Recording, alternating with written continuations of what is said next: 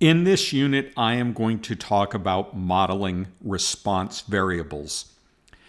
Now, really, that's a very broad topic because it is what we do all the time in statistics with pretty much any kind of analysis that we do in which we're looking at relationships. That is, we are trying to understand if a response or an outcome measure that we observe can be attributed to some variables that we identify.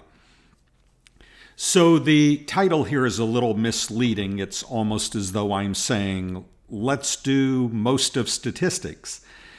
But I'm really focusing here on quantitative variables. That is, we're only going to look at quantitative explanatory variables. So when you think of the term modeling, you should be thinking of that we're going to actually try to predict or explain why we get particular outcomes. Now, outcome variables in statistics are often denoted Y, so you can think of modeling response variables as trying to put something on the right-hand side of this equal sign, trying to put something over here that will, in fact, lead us to a value of Y, some value of the outcomes we're observing. So if you have 30 participants and you measure an outcome measure for each of those 30 participants, we have 30 values that are represented by this variable Y, and we want to see if from those 30 values we can in fact find explanatory variables or confirm that the explanatory variables that we believe might be influencing Y are indeed influencing Y. So what we're going to do here is we're going to take a look at modeling that response variable when over on the right-hand side of the equation, we have a variety of explanatory variables. And to get off to a simple start, which is really just review, I'm going to start with a single explanatory variable. That is, we're going to be looking at simple linear regression. So remember, in simple linear regression, you have a variable Y, you have a variable X, and you want to see if in fact that X says something about Y. That is, if you can make a better prediction of someone's outcome if you know a value of X. Now, when we don't know a value of X, if we were going to predict an outcome, if all we were looking at was Y, then probably the best value that we could predict would be the mean of Y. Obviously, we know that individuals aren't all going to be at the mean. We are going to have variability. But if you asked me without any further information, what would you predict for a particular individual? And if I knew what the mean of Y was, that is what I would predict.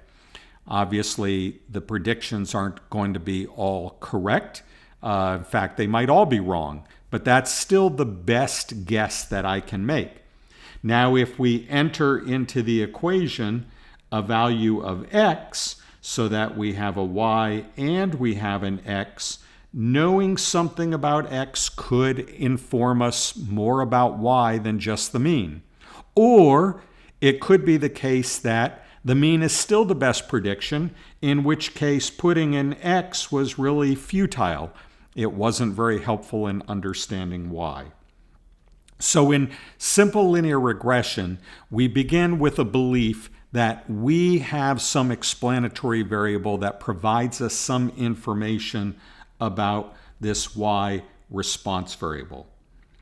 All right, so let's review the steps that we take, because I am now in a second statistics course, a second semester statistics course, and I'm assuming in your first statistics course that you looked at simple linear regression, and so that this is a review.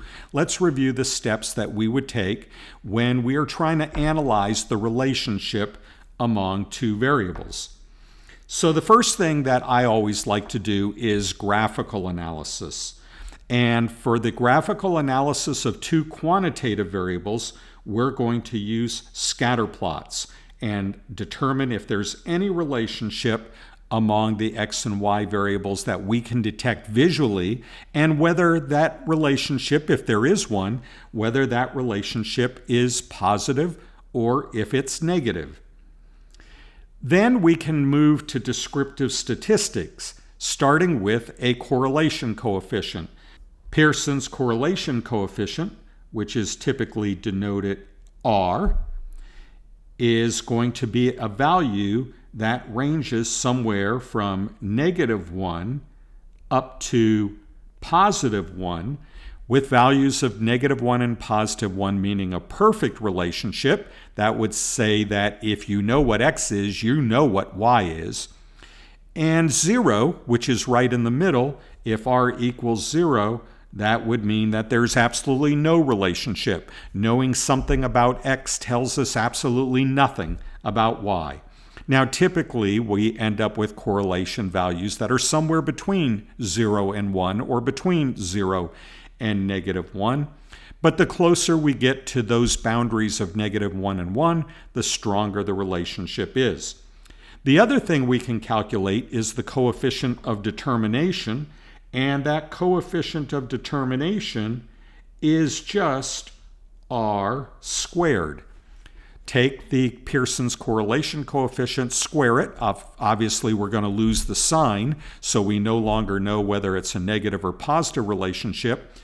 But what this information will provide us when we square r, and we'll talk about this more a little bit later as we continue this review, but what this is going to show us is what proportion of the variation in our response measure, y, can be explained or is varying with the variation in the explanatory variable x.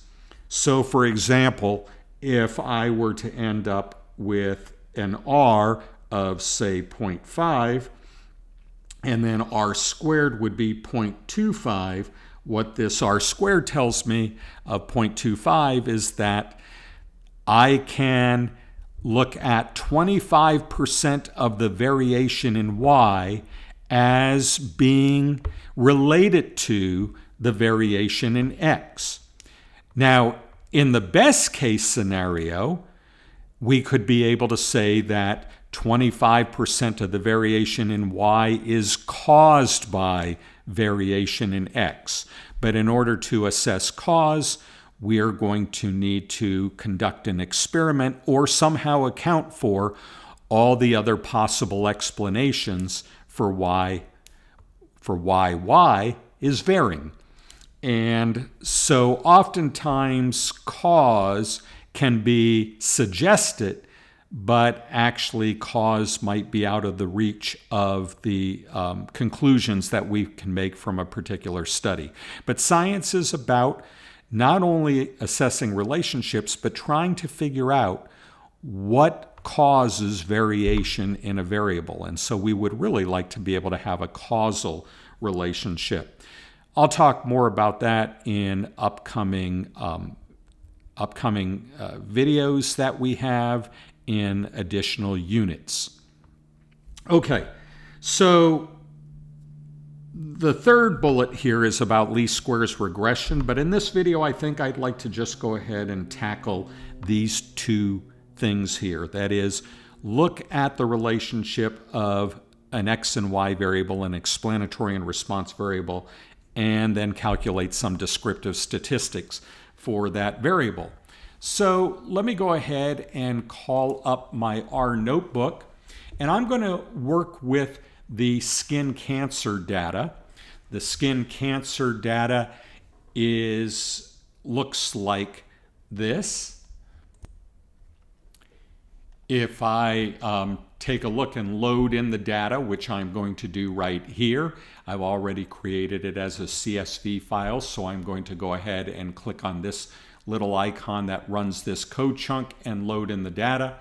And then we can see what the data looks like, and it looks like this. We have a list of states. We have LAT, which might mean latitude. We have MORT, which I believe means mortality. But I provided for you a code book. And so if we look at the code book, we can see here that indeed state is the name of the state as well as the District of Columbia. LAT is the latitude of the state at its geographical center. And MORT is skin cancer deaths in the state, standardized as a rate per every 10 million people. So looking back at the data here, your first state here is Alabama.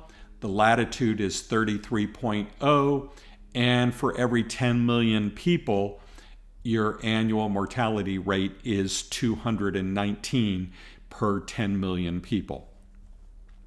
So what we're going to look at here is we're going to look at the relationship between latitude of the state, that is how far north or south it is, and the mortality rate in the state.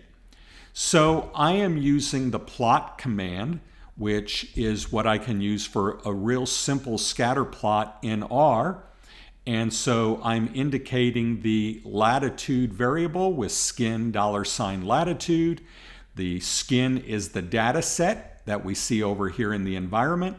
And the $sign and the variable name will actually produce that particular variable in the data set. So I have latitude, I have mortality. I'm going to give them labels. Notice that I am putting latitude on the X or horizontal axis. That is not a mistake. That is because when we have two variables and can identify one of them as an explanatory variable, we put it on the horizontal axis and put our response variable on the vertical axis. So the horizontal axis here is going to have latitude because I think of the latitude, we're wanting to see if latitude influences mortality rate. It would be kind of silly to say that mortality rate would influence where a state is located, but perhaps where a state is located influences mortality rate. Why?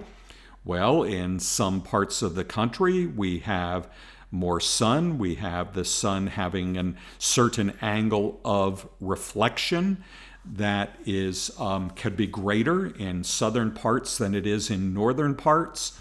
And so because of that, you might have more intensity on the skin of the sun's radiation. I'm not claiming to be a medical expert on this, but this is just what I'm thinking makes sense to me. And so we could possibly find that latitude is in fact influencing the number of deaths that we have. So let's go ahead and create that scatter plot. And here it is. And in fact, we do note a relationship. I note that as the latitude increases, which means we go further north, as latitude increases, there is a decrease of deaths per 10 million people. So the scatter plot visually allows me to see a relationship. As a reminder, if there was no relationship, those points would look randomly scattered all over this scatter plot here. You wouldn't be able to detect any kind of pattern or trend. Now, when we are looking at Pearson's correlation coefficient, which we're going to calculate next, it is a measure of linear trend. You can have patterns that are not linear. You could have a curvilinear relationship. We could have experienced something in which perhaps we had a curve from left to right. Even if we still had a downward trend, there was more of a curve rather than this straight line that we're seeing here. Pearson's correlation coefficient only picks up the linear portion of that, and so there are other tools available if you have a curvilinear relationship. But we're going to stick right now with a linear relationship. But I don't want you to lose sight of the fact that you can have a relationship among variables, a detectable pattern that's not necessarily linear. No relationship would in fact indicate, or we would see no pattern at all, but the points just kind of scattered around here. So let's look at the correlation that goes with this graph. I get a correlation of minus 0.82. Minus 0.82 is a very strong relationship. The negative does not mean it's weak. The negative means it's negative. That is, as we move from left to right, which means higher and higher numbers along the x-axis, we're getting lower and lower numbers along the y-axis. And that's what a negative relationship looks like, whereas a positive would move higher and higher numbers along y as we move higher and higher numbers along x. It's a very strong relationship because we're approaching -1, and -1 is a perfect relationship. If I calculate the square of the correlation, what we call the coefficient of determination, we get a value of 0.68. That means that 68% of the variation in the mortality rate is related to variation in latitude. And it may in fact be that the change in latitude is related to the change in the angle of the sun and the sun's rays, so that is actually causing, and we might say that 82 or 68% rather of the variation is being caused by variation in latitude. Now, that would not be a direct cause. It's not the latitude itself that's making the cause. It's what the latitude's doing in terms of your exposure to the sun. That is the cause. So more generally, we can say that 68% of the variation in the response variable is associated with variation in the explanatory variable. Okay, so there is our initial descriptive analysis, and in the next video, I'll help you out with your review of actually plotting a linear regression line and what we can determine from that line, what it tells us about these data.